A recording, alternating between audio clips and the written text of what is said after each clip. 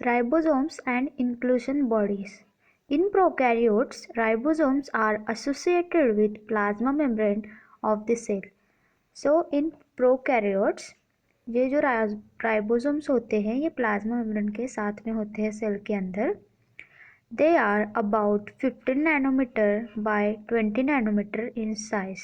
So इनका size जो होता है ये 15 नैनोमीटर to 20 नैनोमीटर में होता है and are made up of two subunit 50s and 30s units which when present together form 70s prokaryotic ribosomes.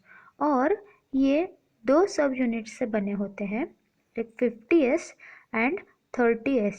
सो अगर इन दो लोगों को एक साथ में प्रेजेंट किया जाए मतलब present together it forms 70s prokaryotic ribosome. Ribosome are the site of protein synthesis. So ध्यान में रखिए ये राइबोसोम जो होते हैं ये साइट ऑफ प्रोटीन सिंथेसिस है, यहीं से प्रोटीन सिंथेसाइज होते हैं. सेवरल राइबोसोम्स में attach to single mRNA and form a chain called polyribosomes और polysome.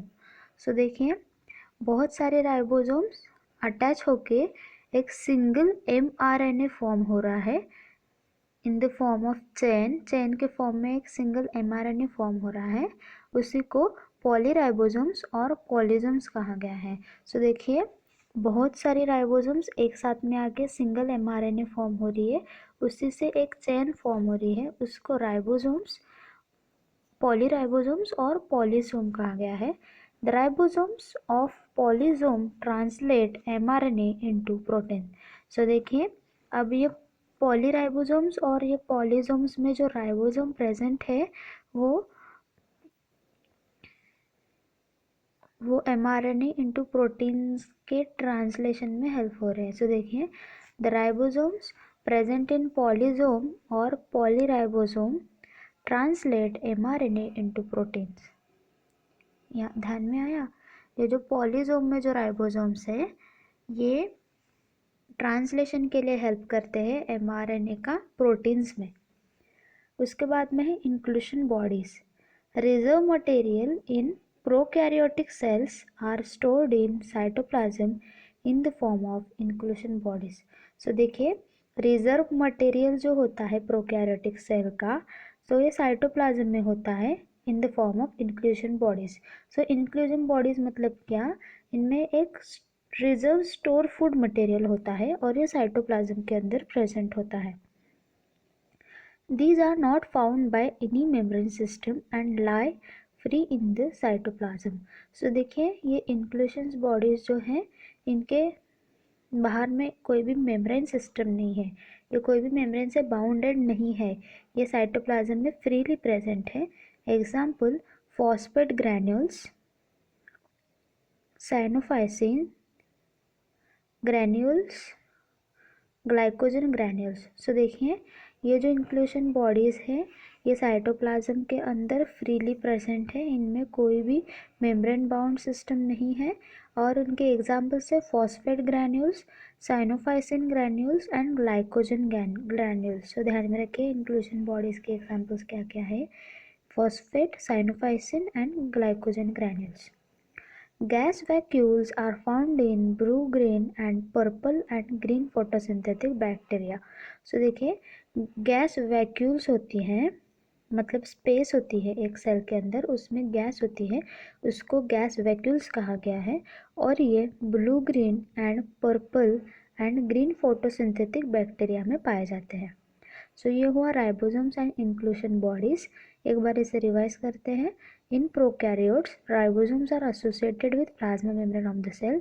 सो प्रोकैरियोट में राइबोसोम्स जो है ये plasma membrane of the cell के साथ एसोसिएटेड है और इनमें 15 नैनोमीटर टू 20 नैनोमीटर तक साइज रेंजेस है और ये दो सब यूनिट से बने हैं 30s एंड 50s. और जब भी ये एक साथ खुद को प्रेजेंट करते हैं तो ये 70s प्रोकैरियोटिक राइबोसोम्स होते हैं. ध्यान में रखिए 50 + 30 80 होता है तो भी ये 70s करके ही एक साथ में प्रेजेंट करते हैं। सो प्लीज़ ध्यान में रखिए, इनमें 2 सब यूनिट्स हैं, 50s एंड 30s, और जब वो एक साथ प्रेजेंट होते हैं तो वो 70s प्रोकैरियोटिक राइबोसोम करके प्रेजेंट होते हैं। मोस्ट इम्पॉर्टेंट पॉइंट यहाँ से है। और इनका साइज जो है 15 नैनोमीटर टू 20 नैनोमीटर है। और ribosomes are the site of protein synthesis. Ribosomes क्या है? वो प्रोटीन सिंथेसिस के साइट है। सेवरल राइबोसोम्स में attach to single mRNA in the form of chain called polyribosome और पॉलीसोम। सो बहुत सारी राइबोसोम्स होती है, ये सिंगल mRNA को अटैच होती है in the form of chain, इसी को पॉलीराइबोसोम और पॉलीसोम कहा गया है। The ribosomes of polysome translate mRNA into the protein. So ये जो राइबोसोम्स है पॉलीसोम के, ये क्या करते हैं? mRNA को प्रोटीन में ट्रांसलेट करते हैं। Inclusion bodies. इंक्लूशन बॉडीज क्या है? ये रिजर्व मटेरियल है प्रोकैरियोटिक सेल में, स्टोर होता है साइटोप्लाज्म में इन the form of inclusion bodies. Inclusion bodies मतलब क्या? ये रिजर्व मटेरियल है प्रोकैरियोटिक सेल के अंदर और ये साइटोप्लाज्म में स्टोर है। These are not bound by any membrane system and lie free in the cytoplasm. So इनके आजू बाजू में कोई भी मेम्ब्रेन सिस्टम नहीं है, ये फ्रीली प्रेजेंट है साइटोप्लाज्म में। और उसके एग्जाम्पल्स है इंक्लूशन बॉडीज के, जैसे कि phosphate granules, cyanophycin granules, glycogen granules. Gas vacuoles are found in blue, green, purple and green photosynthetic bacteria.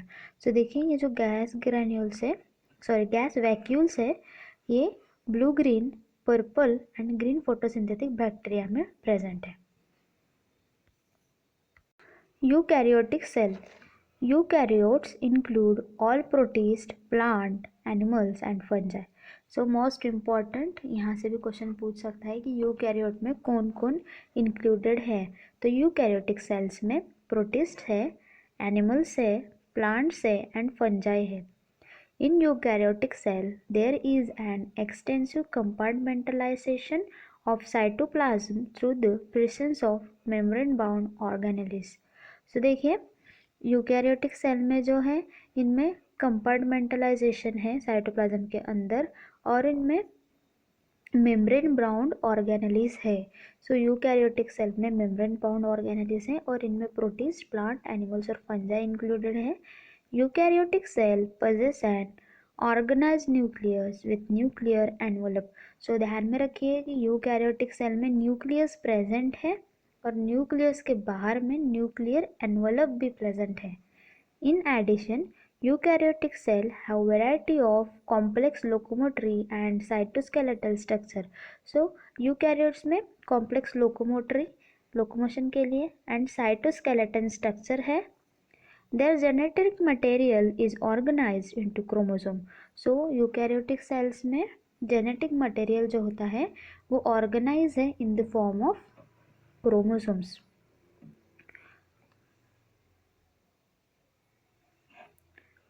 All eukaryotic cells are not identical. So पूरे eukaryotic cells जो है ये identical नहीं है। Plant and animal cells are different as the former possess cell wall, plastid, large central vacuole which are absent in animal cell. So देखिए plant cell और animal cell भी different है और प्लांट सेल में cell wall present है, plastids present है और बीच में लार्ज सेंट्रल वैक्यूल्स प्रेजेंट है और ये सब एनिमल सेल्स में एब्सेंट है। On other hand animal cells have centriole which are absent in almost all the plants. So अगर इनमें कंपेयर किया जाए एनिमल और प्लांट में, तो एनिमल सेल में जो है ये सेंट्रियोल्स प्रेजेंट है और ये प्लांट्स में एब्सेंट है। सो देखिए एनिमल सेल में सिर्फ सेंट्रियोल है जो प्लांट में नहीं है और प्लांट सेल में सेल वॉल है, प्लास्टिड है और लार्ज सेंट्रल वैक्यूल है जो एनिमल सेल में एब्सेंट है। सो इसे फिर से रिवाइज करते हैं। यूकैरियोटिक सेल्स में protista, plant, animals and fungi included है और इनमें एक्सटेंसिव कंपार्टमेंटलाइजेशन है साइटोप्लाज्म के अंदर और इनमें मेम्ब्रेन बाउंड ऑर्गेनेलिस है। यूकैरियोटिक सेल में न्यूक्लियस है, उसके साथ न्यूक्लियर एनवलप है और जेनेटिक मटेरियल जो है वो क्रोमोसोम्स के फॉर्म में ऑर्गेनाइज्ड है। और यूकैरियोटिक सेल आइडेंटिकल तो नहीं है और डिफरेंट भी है, plant and animal cell different है एक दूसरे के साथ।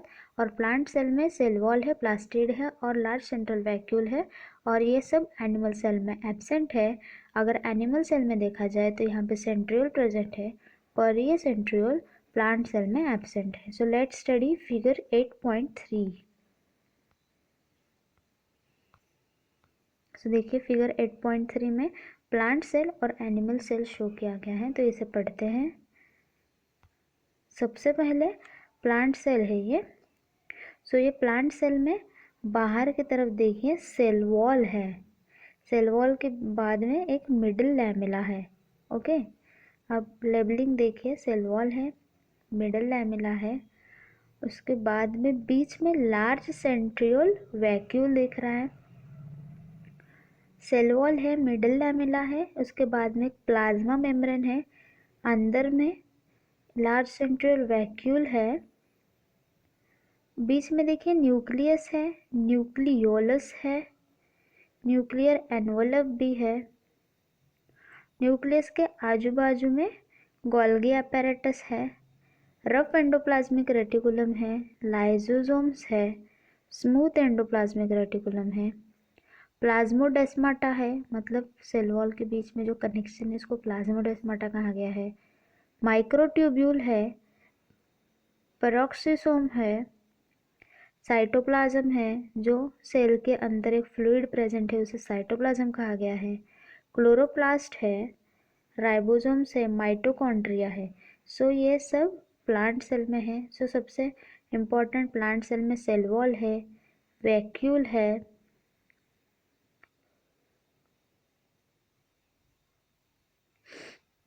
अभी एनिमल सेल स्टडी करते हैं। सो एनिमल सेल में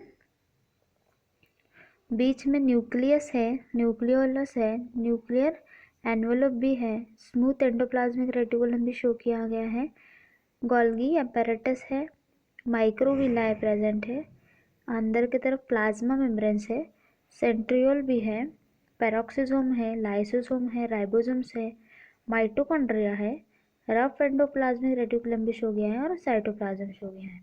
तो यहाँ पे वैक्यूल्स एब्सेंट है, सेल वॉल एब्सेंट है। ओके, नेक्स्ट है, let us see an individual cell organelle to understand their structure and functions. Let's see cell membrane. The detailed structure of the membrane was studied only after advent. So scientists advent के बाद ही detail structure study किया गया है, और यहाँ पे electron microscope में इसका स्टडी किया गया है। So let's see, detail structure of the membrane was studies only after advent of the electron microscope. Sorry, मतलब जब इलेक्ट्रॉन माइक्रोस्कोप एडवेंचर हुआ उसके बाद में ही डिटेल स्ट्रक्चर स्टडी करने को आया मेम्ब्रेन के बारे में, और ये 1950 में हुआ। Meanwhile chemical studies on cell membrane, especially in human red blood cells, enable the scientists to deduce the possible structure of plasma membrane. So chemical studies हुई प्लाज्मा सेल मेम्ब्रेन पे, और केमिकल स्टडीज़ के बाद में जैसे कि RBC में, red blood cell में पता चला कि पॉसिबल स्ट्रक्चर क्या है प्लाज्मा मेम्ब्रेन का। The studies showed that cell membrane is mainly composed of lipids and proteins. So देखिए, ये सब स्टडीज़ के बाद में ऐसा पता चला कि सेल मेम्ब्रेन ये मोस्टली प्लाज्मा और प्रोटीन से बनी है। The major lipids cell membrane is mainly composed of lipid and protein. So cell membrane में ज़्यादा से ज़्यादा लिपिड्स और प्रोटीन्स हैं। The major lipids are phospholipids that are arranged in bilayer. So major lipids जो है ये फॉस्फोलिपिड्स है, और ये बाइलेयर में अरेंज है, मतलब 2 लेयर में अरेंज है। Also the lipids are arrange within the membrane with the polar head outer side and hydrophobic tail towards the inner part. So देखिए, ये जो लिपिड्स है ये बाइलेयर फॉस्फोलिपिड्स जो है ये फॉस्फोलिपिड्स है मोस्ट ऑफ दी, और ये अरेंज बाइलेयर फॉर्म में है, और ये लिपिड्स जब अरेंज हो रहे मेम्ब्रेन पे, तब पोलर हेड जो है ये बाहर की तरफ है और हाइड्रोफोबिक टेल जो है ये इनर साइड की तरफ है. This ensures that non-polar tail of saturated hydrocarbon is protected from aqueous environment. So देखिए कि नॉन पोलर टेल जो है सैचुरेटेड हाइड्रोकार्बन से की उन्हें प्रोटेक्ट किया जा रहा है एक्वियस एनवायरनमेंट से. सो देखिए फिगर 8.4.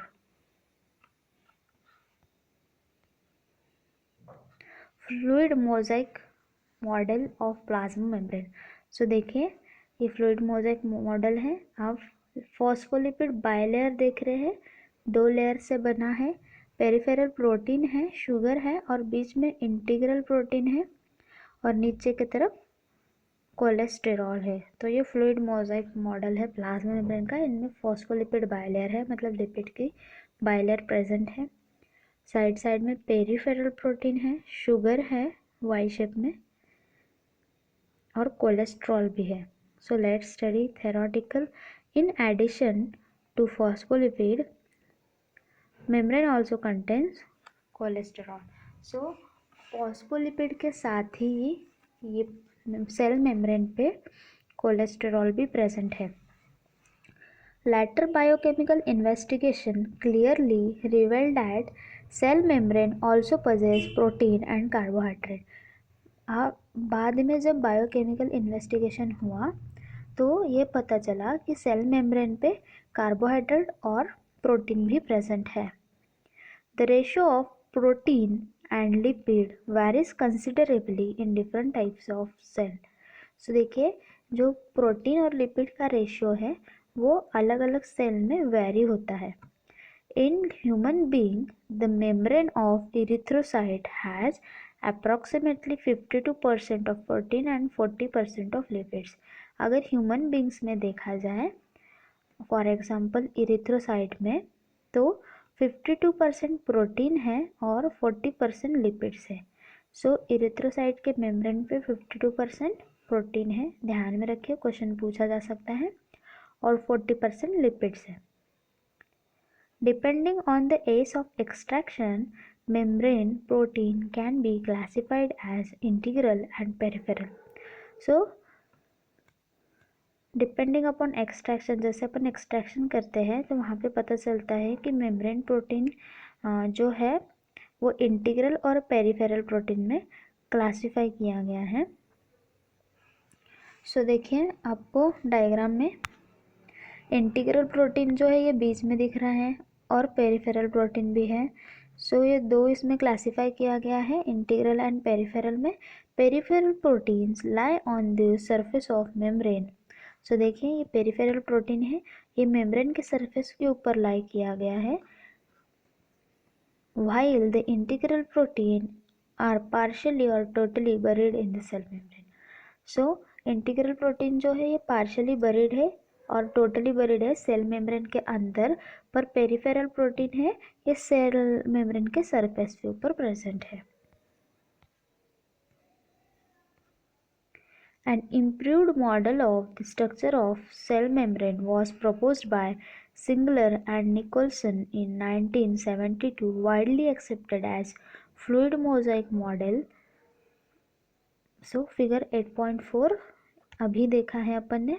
इंटीग्रल प्रोटीन है जो पूरा डीपली बरीड है सेल मेम्ब्रेन के अंदर, पेरिफेरल प्रोटीन है जो सरफेस के ऊपर प्रेजेंट है, शुगर है, कोलेस्ट्रॉल है, फॉस्फोलिपिड बाइलेयर है. ये fluid mosaic model of plasma membrane है. ये आपको डायग्राम दे दिया जा सकता है और इनको लेबलिंग किया करने को बोल सकते हैं, या फिर ये कौन सा डायग्राम रिप्रेजेंट हो रहा है ये भी पूछ सकते हैं. तो आपको फिर यहाँ पे याद आने को होना है कि ये फ्लूइड मोजाइक मॉडल है प्लाज्मा मेम्ब्रेन का. सो यहाँ पर ये इम्प्रूव्ड मॉडल एक दो साइंटिस्ट ने दिया है और सेल मेम्ब्रेन का स्ट्रक्चर इन लोगों ने प्रपोज किया है और इनका नाम है सिंगलर एंड निकोलसन इन 1972. और उन्होंने बताया कि ये फ्लूइड मोजाइक मॉडल है और वाइडली एक्सेप्टेड था. According to this, quasi-fluid nature of lipid enables a lateral movement of proteins within the overall bilayer. So ये इनका नेचर जो है फ्लूइड था, फ्लूइडी नेचर था. क्वासी फ्लूइड नेचर था लिपिड्स का। इसी के वजह से जब भी लैटरल मूवमेंट होती थी प्रोटीन्स की तो वो बाइलेयर से पास होते थे। मतलब quasi fluid nature of lipid enables the lateral movement of protein into the bilayer, overall bilayer. So protein का जो लैटरल मूवमेंट था वो बाइलेयर के अंदर होता था क्योंकि इसमें फ्लूइड था इसलिए। This ability to move within the membrane is measured at its fluidity. मतलब क्या बोला गया है कि इनके हिसाब से, सिंगलर और निकलसन के हिसाब से, जो क्वाजी फ्लूइड नेचर है लिपिड का वो लैटरल मूवमेंट ऑफ प्रोटीन्स को बायलेयर के अंदर जाने देता था। मतलब जो भी प्रोटीन्स थे लैटरल मूवमेंट से अंदर जाते थे बायलेयर के, क्योंकि ये फ्लूइड था, इसमें सेल मेम्ब्रेन में फ्लूइड था। इसी के वजह से जो लैटरल मूवमेंट होती थी प्रोटीन्स की, उसी के वजह से वो बायलेयर के अंदर से पास होते थे। सो एक बार देखिए डायग्राम। फॉस्फोलिपिड है, पेरिफेरल प्रोटीन है, शुगर है और कोलेस्ट्रॉल है, और इंटीग्रल प्रोटीन है। सो ये इंटीग्रल प्रोटीन जो फॉस्फोलिपिड्स के अंदर है, बरीड है। The fluid nature of the membrane, according to this, the quasi-fluid nature of the lipid enables the lateral movement। मतलब लिपिड का जो नेचर था ये क्वासी फ्लूइड नेचर था, इसी के वजह से प्रोटीन्स की लैटरल मूवमेंट होती थी लिपिड बाइलेयर के ऊपर से। This ability to move within the membrane is measured as its fluidity। So ये मेम्ब्रेन के अंदर पास होते थे और उसी एबिलिटी को फ्लूइडिटी कहा गया है। सो ध्यान में आया, quasi fluid nature of lipid का नेचर वैसा था, इसीलिए प्रोटीन्स अंदर घुसते थे लैटरल मूवमेंट से और ये बाइलेयर से पास होकर अंदर जाते थे, और इसी सेल मेम्ब्रेन के एबिलिटी को फ्लूइडिटी कहा गया है। The fluid nature of the membrane is also important from a point of view of the functions like cell growth, formation of intercellular junctions, secretion, endocytosis, cell division, etc.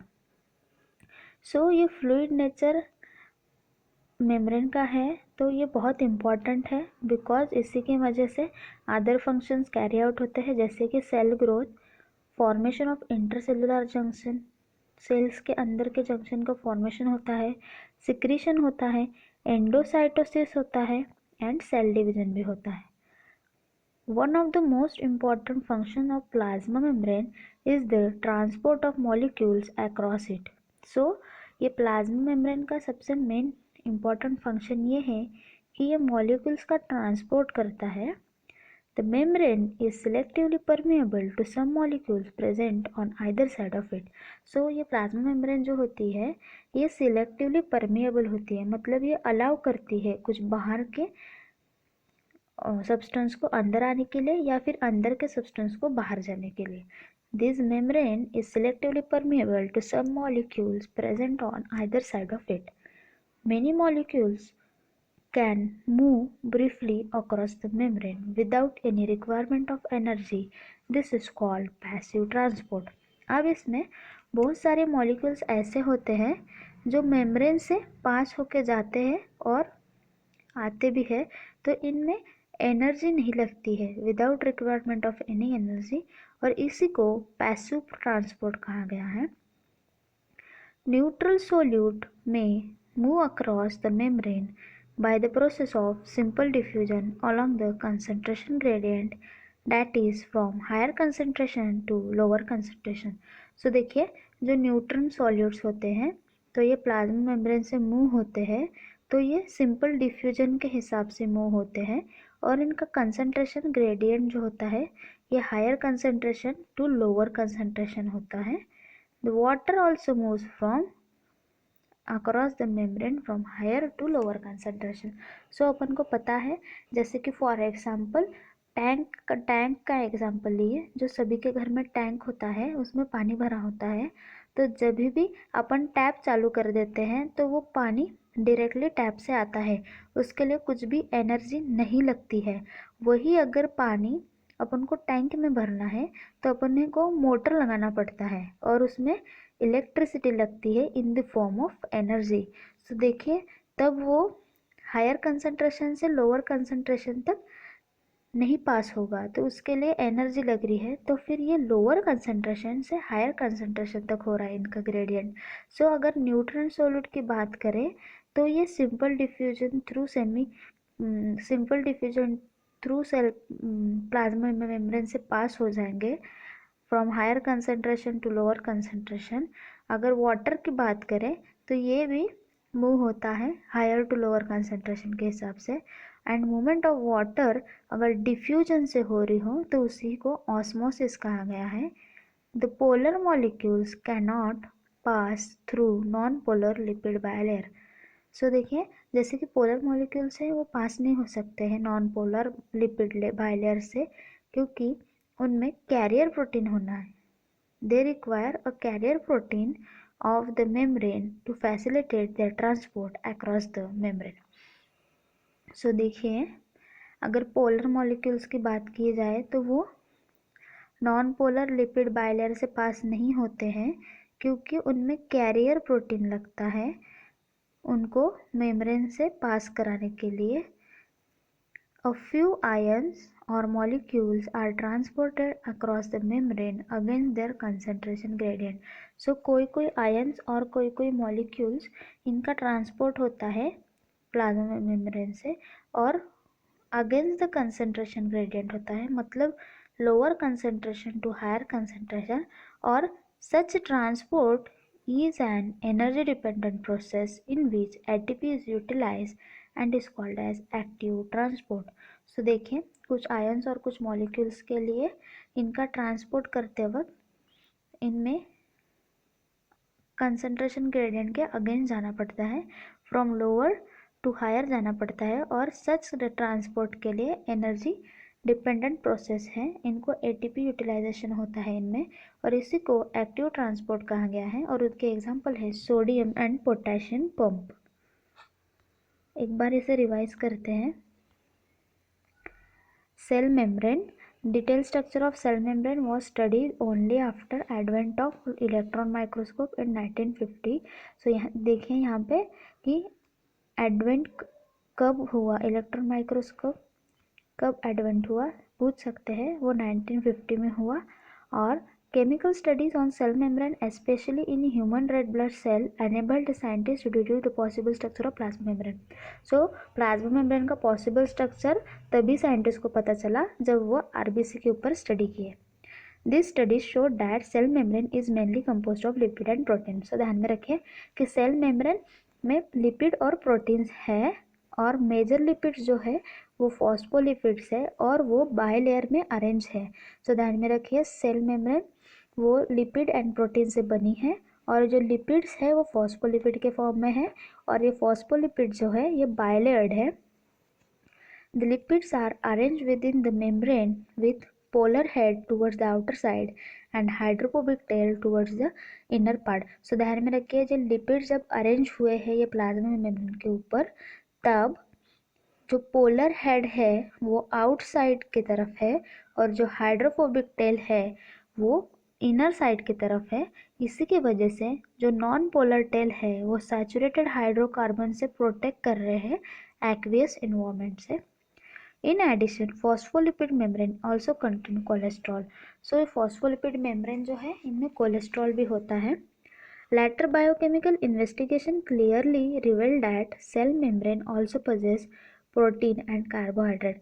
मतलब बाद further studies होने के बाद ऐसा पता चला कि cell membrane में प्रोटीन भी है और कार्बोहाइड्रेट भी है।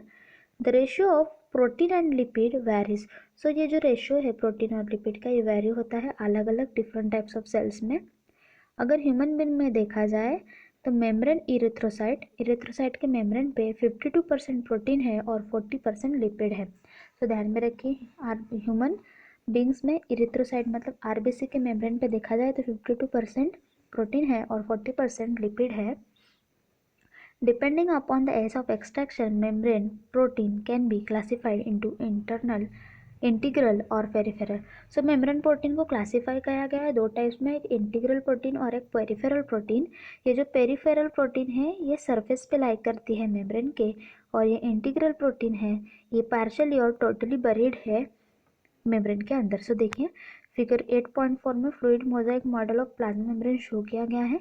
तो इंटीग्रल प्रोटीन जो है टोटली बरीड है सेल मेम्ब्रेन के अंदर, और जो पेरिफेरल प्रोटीन है सरफेस के ऊपर प्रेजेंट है। फॉस्फोलिपिड बाइलेयर भी शो किया गया है, कोलेस्ट्रॉल भी है और शुगर भी है। सो ये हुआ फ्लूइड मोजाइक मॉडल। इसके बाद में an improved model of the structure of cell membrane was proposed by Singer and Nicolson in 1972। So देखिए इम्प्रूव्ड मॉडल स्टडी किया, हाँ प्रपोज किया गया है सेल मेम्ब्रेन का सिंगलर और निकोलसन ने इन 1972। तो ध्यान में रखिए कि ये क्वेश्चन यहाँ से पूछ सकता है, और वो widely accepted हुआ as a fluid mosaic model. So they may ask who proposed the fluid mosaic model. The answer is Singler and Nicholson. According to this, quasi-fluid nature of lipid enables lateral movement of proteins within the overall bilayer. So जो lipid का fluid nature है, मतलब वो fluid के समान है, इसके वजह से प्रोटीन का लैटरल मूवमेंट होता है और लिपिड के बाइलेयर से वो पास होते हैं। The ability to move within the membrane is measured as fluidity. So इनकी एबिलिटी होती है मेम्ब्रेन से पास होने की, इसीलिए इनको फ्लूइडिटी कहा गया है। The fluid nature of membrane is also important point of view to function as cell growth, formation of intercellular junction, secretion, endocytosis and cell division. Most of the important functions of plasma membrane is transport of molecules across it. So plasma membrane का most important function ये है कि ये molecules को transport करता है। The membrane is selectively permeable to some molecules present on either side of it. So दोनों भी साइड की तरफ जो भी मॉलिक्यूल्स है, मतलब इनर साइड की तरफ और आउटर साइड की तरफ प्लाज्मा मेम्ब्रेन के, तो ये सिलेक्टिवली परमेबल है। Many molecules can move briefly across the membrane without any requirement of energy. So बहुत सारे molecules ऐसे होते हैं कि ये प्लाज्मा मेम्ब्रेन से बाहर जा सकते हैं और इनमें एनर्जी नहीं लगती है, तो इन्हें पैसिव ट्रांसपोर्ट कहा गया है। न्यूट्रल सोल्यूट्स में cross the membrane by the process of simple diffusion. अगर न्यूट्रल सोल्यूट्स की बात की है तो ये मेम्ब्रेन क्रॉस करके जा सकते हैं सिंपल डिफ्यूजन से, और इनमें concentration gradient from higher concentration to lower concentration होता है। तो ये पूछ सकते हैं कि न्यूट्रल सोल्यूट में कंसंट्रेशन ग्रेडियंट कैसा होता है, from higher concentration to lower concentration. Water also moves from higher concentration to lower concentration, ये भी ध्यान में रखिए। और movement of water by diffusion ये ऑस्मोसिस होता है। ध्यान में रखिए, यहाँ से भी क्वेश्चन पूछ सकता है कि मूवमेंट ऑफ वाटर कैसा है, अगर डिफ्यूजन के हिसाब से है तो ये ऑस्मोसिस है। और polar molecules cannot pass through non polar bi lipid bilayer. So ये जो पोलर मॉलिक्यूल्स है ये पास नहीं हो सकते हैं नॉन पोलर लिपिड बाइलेयर से, तो इनके लिए कैरियर प्रोटीन की ज़रूरत होती है। जब भी कैरियर प्रोटीन लगाया जाए तभी ये ट्रांसपोर्ट कर सकते हैं प्लाज्मा मेम्ब्रेन की तरफ। अ फ्यू आयंस और molecules can not transported across the membrane against the concentration gradient. So कोई कोई आयंस और कोई कोई मॉलिक्यूल्स ऐसे होते हैं जो प्लाज्मा मेम्ब्रेन से ट्रांसपोर्ट नहीं हो सकते हैं, और ये अगेंस्ट द कंसंट्रेशन ग्रेडियंट होते हैं from lower to higher concentration. और सच ट्रांसपोर्ट के लिए एनर्जी डिपेंडेंट प्रोसेस है ये, और इनमें एटीपी का यूटिलाइजेशन होता है, इसी को एक्टिव ट्रांसपोर्ट कहा गया है। एग्जाम्पल है सोडियम एंड पोटेशियम पंप। सो देखिए पैसिव ट्रांसपोर्ट में रिक्वायरमेंट ऑफ एनर्जी नहीं है, और एक्टिव ट्रांसपोर्ट में एटीपी का यूटिलाइजेशन है, एनर्जी डिपेंडेंट प्रोटीन है और एनर्जी डिपेंडेंट प्रोसेस है, और एनर्जी का यूटिलाइजेशन हो रहा है, और इसका एग्जांपल है sodium and potassium pump. Let's study cell wall. You may recall a non living rigid structure called cell wall. So आप ये रिकॉल कर पा रहे हो कि नॉन लिविंग रिजिड स्ट्रक्चर है उसी को सेल वॉल कहा गया है। It forms an outer covering of plasma membrane of fungi and plants. तो देखिए ये सेल वॉल ये प्लांट्स में पाया जाता है, प्रोकैरियोट्स में, सॉरी यू, हाँ। सो इसे देखें, सो ये आउटर कवरिंग होती है प्लाज्मा मेम्ब्रेन की, और ये फंगाई और प्लांट्स में पाए जाते हैं यूकैरियोटिक सेल्स में। The cell wall not only gives shape to cell and protects the cell from mechanical damage and infection, it also helps in cell-to-cell interaction and provides barrier to undesirable macromolecules. So देखिए ये non living rigid structure है, इसी को cell wall कहा गया है और ये आउटर कवरिंग फॉर्म कर रहा है प्लाज्मा मेम्ब्रेन की फंजाई और प्लांट्स में।